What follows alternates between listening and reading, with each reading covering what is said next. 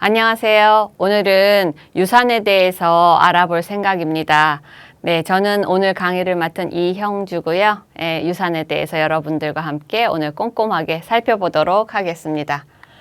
자, 일단은 유산이란 무엇인가에 대해서 알아야 되는데요. 우리가 보통 죽은 사람이 남겨놓은 재산이나 뭐 사물이나 문화 같은 거죠. 그래서 개인적으로는 부모님이 돌아가시거나 뭐 이럴 때 받게 되는 것을 유산이라고 하는데, 오늘은 이런 개인적인 유산이 아니라 국가나 지구 안에 있는 유산에 대해서 알아볼 생각이에요. 그래서 이제 우리가 선조로부터 물려받은 여러 가지 자산이나 유산을 잘 이어받아서 우리 삶과 영감의 어떤 원천이 되는 그런 것을 우리가 이렇게 이끌어 받는 거겠죠? 그래서 유산에는 이제 세계유산과 무형문화유산과 세계기록 유산으로 나뉘어져 있습니다. 자, 세계유산이라는 것은 과연 무엇인가 라고 하면은 이제 미래 세대에 전달할 만한 여러 가지 가치가 있는 자연이나 문화를 보호하고 보존하기 위해서 우리가 이제 지정하는데요. 이제 국제기구인 유네스코가 이제 지정을 해서 이것은 세계유산으로 반드시 보존해야 된다라는 것을 지정하는 것입니다. 그것에서 이제 문화유산, 자연유산, 복합유산 이렇게 나뉘는데요. 문화유산이라는 거는 이제 역사나 예술이나 학문적인 가치가 있는 것들 또는 뭐 고고학적인 것 여러 가지 것들이 많이 포함되어 있고요. 자연유산이라는 거는 자연기념물이나 동식물, 뭐 생식지나 자생지 이런 데서 있는 유산들을 말하고, 복합유산은 이 두 가지를 다 아우르는 유산을 말해요. 일본에서 예를 들자면 교토 같은 곳이 굉장히 자연적으로도 아름답고 또 유산들이 많이 있는 곳이기 때문에 그런 곳을 복합유산이라고 합니다. 자, 무형문화유산은 조금 여러분들이 생소하실 수도 있는데요. 공동체나 개인이 여러 가지 이제 창조한 지식이나 기술, 그 다음에 공연예술이나 문화적인 표현이나 관습 같은 것을 아우르는 것이죠. 그래서 뭐 예를 들면 한국에서는 무슨 춤이나 뭐 탈춤 이런 것도 있겠고, 일본 같은 경우에는 뭐 여러 가지 축제라든지 이런 것들도 다 무형문화유산에 들어갑니다. 여기에 보시면 전통적인 공연예술이라든지 공예, 뭐 미술 여러 가지 것들이 다 이 무형문화유산에 들어가는데요. 이것은 전승되는 것이 중요합니다. 그래서 세대에서 세대를 거쳐서, 예를 들면 그냥 세계유산은 건물이나 이런 것은 그대로 있지만 이 무형문화유산이라는 것은 전해주지 않으면 모르는 것들이에요. 그래서 음악도 그렇고 뭐 춤도 그렇고 여러 가지 것들을 전승시키는 것이 가장 중요합니다. 그래서 공동체 간의 상호 존중이나 지속 발전한 그런 것에 부합될 수 있도록 우리가 모두 힘을 합쳐서 이 무형문화 유산을 계속해서 계승해 가는 것이 중요한 것이죠. 자, 세계 기록유산이라는 것은 무엇이냐면 기록물을 보존하고 활용하기 위해서 선정되는 것인데, 주로 도서관이나 문서고 등에 보관된 세계적 가치가 있는 소장 문서를 말해요. 그러니까 우리나라로 따져서도 무슨 예전 조선시대나 고려시대의 어떤 그 역사서도 있지만 또 무슨 일기나 이런 것들도 있잖아요. 그런 것들처럼 일본도 그러한 것들을 많이 소장하고 있어요. 그래서 이 세계기록 문화유산은 인류 모두의 소유물이기 때문에 반드시 모든 사람들이 방해받지 않고 접근할 수 있어야 돼요. 그래서 반드시 그것을 보고서 이러한 것이 있구나 라고 해서 그 도서관에 가거나 문서 보관소에 가면 이것을 잘 볼 수 있도록 하는 것이 세계 기록 문화유산의 입니다. 자, 세계유산의 개념과 의의를 잠깐만 보자면요. 세계유산은 유네스코가 1972년에 처음으로 채택해서 세계문화와 자연유산 보호협약을 맺은 다음에 그거에 따라서 지정된 유산을 말해요. 등재 절차를 얘기하자고 하면 각국 정부가 등재 신청서를 내야 돼요. 아무거나 유산이 되는 게 아니잖아요. 그러니까 예를 들면 우리나라도 뭐 경복궁이다, 뭐 김치다, 아니면은 뭐 김장 담그는 법이다, 뭐 이런 것들을 등재 신청서를 낼 때 여러 가지 이 유산이 왜 보존되어야 되는가에 대한 것을 자료를 많이 해서 신청을 합니다. 그러면 자문기구가 현지에 가서 이게 진짜로 유산이 될 수 있는 것인가를 실사하고 평가를 해요. 그다음에 이제 자문기구가 서로 이제 상의를 해서 등재 여부에 대한 권고 의견을 냅니다. 권고 의견이라는 것은 이거는 등재될 만하다. 이거는 꼭 했으면 좋겠다라는 의견을 내거나 아니면 이거는 아니다라고 해서 그런 의견을 내면 매년 세계유산위원회는 7월에 이것을 권고 의견을 받은 것을 가지고서는 이거는 등재가 된다, 안 된다 해서 매년 한 번씩 등재가 되는 겁니다. 등재 의의와 효과는 어떤 것이 있느냐면요. 네, 일단은 어느 국가의 어떤 것이 유산으로 등재가 되면 이게 전 세계가 보호해야 될 가치가 있는 중요한 유산이다라는 것을 입증하는 겁니다. 그리고 또 한 가지는 사실 저개발 국가, 뭐 아프리카나 이런 국가들은 굉장히 유산이 많은데도 불구하고 이것을 보존할 돈이 없어요. 그래서 그럴 경우에는 이거를 보존할 수 있도록 재정하고 기술 지원을 많이 해줍니다. 우리나라는 저개발 국가가 아니기 때문에 지원을 받지 못하고 일본도 역시 지원을 받지는 못하고 있어요. 하지만 저개발 국가에서는 이런 지원을 받고 있습니다. 그리고 또 하나 이것이 이제 저희 같은 경우에도 그렇지만 일본 같은 경우에도 지정이 되면 우리나라가 이렇게 보호받아야 될 유산이 많구나라는 자긍심을 국민들이 가질 수가 있어요. 그래서 그러한 면에서도 세계유산에 지정되는 것은 굉장히 의의가 크다고 볼 수 있습니다. 자, 일본 유산에 대해서 보자고 하면 일본 유산은 여기 지금 처음에 나오는 일본 유산이라는 것은 일본 문화청이 일본 지역의 특색을 찾아서 이렇게 지정하는 것인데 이것은 중요 문화재와는 달라요. 요것은 조금 작은 의미인데 이게 무슨 소리냐면 세계유산이나 이런 것이 아니라 지역에 굉장히 좋은 스토리텔링이 되는 유산이 있는데 이것이 세계적으로 인정은 받지 못하지만 우리나라 사람들이 이것을 지정을 하면 그것들이 이제 그 지방에서 굉장히 지역 활성화에도 도움이 되고 뭐 브랜드화 시킬 수도 있고 이래서 일본 유산이라는 것을 일본이 지정을 했습니다. 그래서 이것은 사실은 최근에 있는 일이에요. 2015년부터 지금까지 100건 조금 넘는 그 일본 유산이 지정이 되었어요.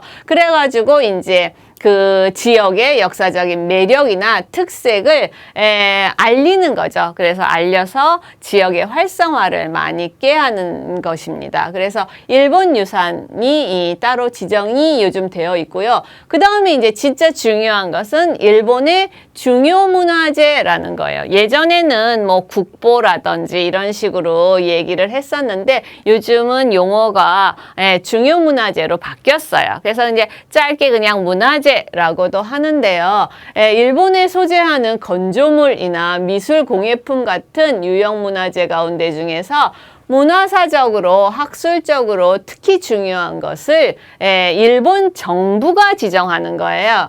그래서 이제 구별을 하자면 뭐 건조물이라든지 미술이라든지 공예품이라든지 이런 것들이 있죠. 여러 가지 지정물들이 많은데 건조물 같은 경우에는 2,500건이 넘죠. 미술공예품은 10,000건이 넘습니다. 뭐 이런 식으로 다 지정이 되어 있고요. 지역별로는 역시 수도인 도쿄도 쪽이 이제 2,800여 건이 있고 아까 교토가 굉장히 문화재가 많다 그랬죠. 그래서 이제 다음으로 2,200건 정도. 그 다음에 이제 뭐 나라현, 시가현 이런 식으로 오사카부 정도로 이렇게 순위가 매겨져 있습니다. 그 유네스코에 등재된 일본 세계유산은 25건이고요. 무형문화재는 27건, 그 다음에 세계기록문화유산은 7건이 있는데요. 세계유산 중에서 첫 번째는 호류지 같은 경우에는 7세기의 그 성덕태자의 기념 그 사원이죠. 그래서 여기에는 5층 탑과 이제 금당 같은 데가 있기도 하고, 그 다음에 이제 무형문화재 중에서는 노가쿠나 가부키, 뭐 와쇼쿠 이런 것들이 있는데, 이건 나중에 말씀드리겠지만 노가쿠랑 가부키를 여러분들이 구별을 잘 못하시는데요. 요 다음 사진에서 제가 말씀드리도록 하겠습니다. 그 다음에 이제 세계기록문화유산에는 야마모토 사쿠헤 컬렉션 같은 것들이 있는데요. 이분은 이제 1892년에 태어나셔서 1980년대까지 사셨는데 사실은 광부셨어요. 그래가지고 이 석탄으로 그린 그림, 기록물이에요. 이것을 이분이 뭐 미술에 대해서 전혀 모르시는 분인데 굉장히 잘 그려가지고 세계기록문화유산에 등재되기도 하고, 그래서 굉장히 나중에 사진으로 한번 보시면 그림을 배우지 않은 사람이 대단하다라는 생각이 들 정도로 조금 세계기록 유산에 등재될 만하다 이런 생각이 좀 듭니다. 여러분, 제가 말한 호류지가 저기 있죠. 일본의 중요 문화재 1호인데요. 우리로 따지면 국보 1호 뭐 이런 식인데, 사실 일본은 뭐 1호, 2호, 3호 이런 거에 대한 그런 개념이 그렇게 크지는 않아요. 그렇지만 일단은 굉장히, 제가 아까 말한 5층 탑이 이제 여기에 있는 거고요. 금당이 있고 요렇게 있죠. 그 다음에 이제 그 교토가 자랑하는 기요미즈 테라가 있죠. 사실 가을에 가면 굉장히 아름답죠. 그래서 여기 단풍과 함께 이 절벽에 세워져 있어서, 절벽에 그 세워진 그 밑에 나무가 느티나무인데 사실은 절벽 때문에 거기가 많이 썩어요. 그래서 복구하는데 상당히 힘을 쏟는 그런 곳이기도 하죠. 자, 이 원폭돔은 히로시마에 있는, 사실은 그 핵폭탄이 투하된 그 곳이죠. 그래서 아니 이렇게 아름다운 것이 아니라 왜 원폭돔 같은 것이 세계문화유산이냐라고 말씀하시는데, 이거는 사실은 그 앞으로는 전쟁이라든지 그 다음에 핵 같은 것으로 인해서 얼마나 많이 파괴되는지, 인간의 삶과 그 다음에 도시가 얼마나 많이 파괴됐는지 그걸 보면서 절대 다시는 전쟁을 하지 않기를 바라는 의미에서 여기 이것도 세계유산에 올라가 있습니다. 자, 이거는 칭킨이라는 건데요. 여기 이제 오칠이 이렇게 있죠. 오칠이 있고, 요게 금립이나 그런 것들로 요 금립을 절여가지고 요렇게 금색으로 요렇게 아이고 하나가 빠졌네요. 자, 그래서 다시 갔습니다. 칭킨이라고 해서 이렇게 목공예가 있고요. 의상인형 얘는 이제 요것이 이제 직물이나 염색으로 이렇게 옷을 입힌 코스튬 인형이죠. 역시나 그 유산이 되겠고요. 요거는 이제 우리도 이렇게 대나무로 한 공예가 있죠. 그래서 일본도 이렇게 해서 섬세하게 요 빗살과 문양을 해서 자꾸 가고 있습니다. 제가 조작을 잘 못해서 다시 한번 일로 왔습니다. 그래서 이런 것들이 그 예시로 들려져 있죠. 사실은 제가 아까 말씀드린 이게 조금 흐리긴 한데요. 여기 노가쿠랑 가부키가 있는데, 노가쿠가 이제 14세기경에 굉장히 발달되고, 노가쿠의 영향을 받은 가부키가 이제 17세기나 뭐 이렇게 성행하는데, 노가쿠와 가부키는 어떻게 다른가요? 라고 말씀하시는데요. 여러 가지가 다르긴 한데, 그래도 가장 구별하기 좋은 것 중에 하나는 노가쿠는 가면을 쓰고 있어요. 여기 가면을 다 쓰고 있고, 가부키는 가부키 화장이라고 해서 여러분들이 잘 아는 하얀색 얼굴에다가 이렇게 화장을 한 것이 특징이죠. 사실은 현대 일본에서는 가부키가 훨씬 더 요즘도 가장 일본인들한테 인기가 있는데요. 네, 이 노가쿠의 영향을 그래도 받았습니다. 그래서 그리고 이제 예전에 사실 자꾸 나가는데요. 가부키 같은 경우에는 이 배우들이 다 남자들이죠. 옛날에는 여자를 저거 하지 않았고 남자 배우들이 여자 역할도 했기 때문에 모두 다 이제 남자들이 가부키로 공연을 하곤 했었죠. 아까 말씀드린 그 야마모토 사쿠의 콜렉션인데요. 그 석탄으로 그린 그 광부였다고 했었죠. 굉장히 많은 그림을 남겼기 때문에 컬렉션으로 지금도 이렇게 전시되어 있고 해서 여러분들이 일본에 가시면 한 번쯤은 꼭 보셔야 되는 걸로 제가 추천드립니다. 자, 와쇼쿠는 아시죠? 와라는 거는 일본식 식사, 전통 식사를 얘기하는 거잖아요. 그래서 와쇼쿠도 이제 세계문화유산인데, 여기에 보시면은 뭐 여러 가지 일본식 식사들이 이제 나오고 있는데, 세계유산으로는 정월 음식을 특히나 정하고 있죠. 그 다음에 이제 와가미라는 요 와라는 것 자체가 일본이라고 그랬잖아요. 일본의 종이죠. 우리나라 한지랑 거의 비슷하다고 생각하시면 되는데요. 전통 방식이나 기법이 조금 달라요. 그리고 여러분들이 이렇게 만져보시거나 하시면 아, 이게 이렇게 다르구나 라고 느끼실 수 있는 부분들이 있습니다. 자, 일본의 유산 보존에 대해서 말씀드릴 건데요. 일본의 문화재 보호법은 정말 엄격합니다. 그래서 우리나라에서도 조금 배워야 하지 않을까 하는 부분들이 있는데요. 일단은 문화재 보호의 원칙은 원래 양식을 변형시키지 않는다. 그 다음에 원래 사용 재료를 훼손시키지 않는다. 그리고 전통기법으로 수리한다. 요 세 가지가 원칙이고요. 보호법의 주요 용어는 여러분들 다 아시죠? 뭐 보존이나 수리, 보강, 수복, 복원 이렇게 있는데 맨 밑에 있는 이거는 잘 모르실 거예요. 이 자는 이제 옮길이기 때문에 문화재 원형을 최대한 보존하면서 다른 장소로 이사 가는 거예요. 그래서 옮기는 그런 행위를 말합니다.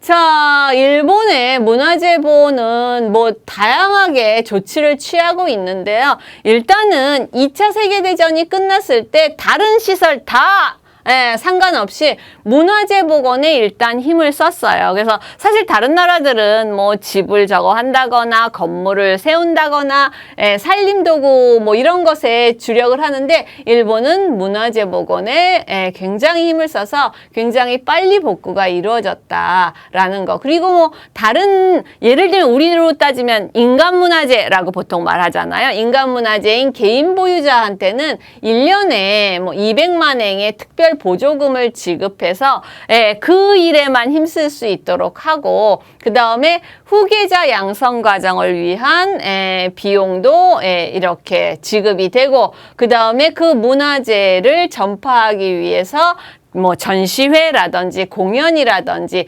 연수회라든지 그 외 기타 활동을 다 보조하고 있습니다. 사실 일본의 문화재 보호는 거의 좀 너무 지나치다 할 정도로 굉장한데요. 예를 들면 아까 그 기요미즈테라에 그 밑에 나무가 썩는다 그랬었잖아요. 근데 그 나무가 느티나무인데 그 느티나무를 400년 후까지 기르도록 지금 나무를 거기다가 키우고 있어요. 그래서 400년까지는 거기를 이렇게 수리할 수 있는 나무가 지금 현재 자라고 있습니다. 그리고 호류지라는 1호 중요 문화재 금당 벽화가 불탄 사건으로 인해서 일본에서는 문화재 방화의 날을 지정을 했어요. 1955년에 지정을 했는데 매년 1월 26일에 소방훈련을 문화재만을 위한 소방훈련을 하고 있고요. 그 다음에 또 뭐 너무너무 많습니다. 그리고 이제 그 문화재가 집중된 교토로 문화재청이 옮겨지기도 하고 그 다음에 문화재계라는 데를 또 별도해서 첨단 방화 시스템을 도입하기도 하고 물 커튼을 하기도 하고 그 다음에 소방차가 오기 전에 자체적으로 진화 작업을 할 수 있도록 의무적으로 인근에다가 물을 저장하고 있어요. 그 밖에도 너무 많은데요. 예를 들면 제가 요번에 굉장히 놀란 것 중에 하나는 구마모토 성에 그 돌벽이 이렇게 이렇게 됐는데 그거에 대한 설계도가 있는데 그 돌에 그 번호가 다 있더라고요. 그래서 돌 모양과 번호가 있어서 그 돌과 똑같은 번호에 똑같은 위치가 가 있어야 하는데 그 돌이 훼손된 경우에는 그걸 똑같이 깎아가지고 그걸 쌓고 있어요. 그래서 지금 하루에 돌을 3개 정도 쌓는데요. 평균적으로. 그래서 30년 동안 그 돌벽을 쌓을 생각이라고 합니다. 예를 들면 교토에 금각사 같은 경우가 있는데 금각사에 그 금박 있잖아요. 금박 같은 경우도 50년 동안 20만 장을 붙여서 원본보다 5배 두껍게 했다거나 뭐 하여튼 간에 너무나 많은 노력을 기울이는 일본입니다. 자, 유산과 관련된 어휘에 대해서 여러분들 알아볼까요? 유산과 관련된 일본어는 일단 문화유산이라는 거를 모를 수는 없으니까 문화이산이라고 하죠. 문화재라고 하면 문화자이라고 하고 세계유산은 어떻게 할까요? 세계이산. 유산이라는 건 항상 이산이라고 발음하니까 자연유산이라는 거는 시젠이산 이렇게 하죠. 스포토라는 거는 뭘까요? 이거는 이제 문화유산과 관계가 없지만 명소라는 뜻의 요즘 가타카나로 쓰이는 거죠. 그리고 유네스코라는 거는 아까 말씀드렸듯이 유산을 보호하기 위한 국제기구를 말합니다. 자, 유산과 관련된 단어 몇 개만 더 보자면요. 아까 말씀드린 가명극, 노가 그죠? 그 다음에 하얀색 얼굴에 화장을 한 가부키가 있고요. 그 다음에 일본식 식사인 와쇼쿠가 있습니다. 그리고 등록을, 문화유산 등록을 하기 위해서는 도로쿠라는 게 있죠. 우리가 지켜야 되는 거니까 지키자, 지킨다라는 단어로는 마모루가 있습니다. 자, 보호하자라고 할 때는 호고가 있죠. 네, 여러분들 여기까지 일본 유산과 여러 가지 어휘까지 알아봤는데 도움이 되셨을지 모르겠습니다. 자, 그럼 오늘 강의는 여기까지 하도록 하겠습니다. 사요나라.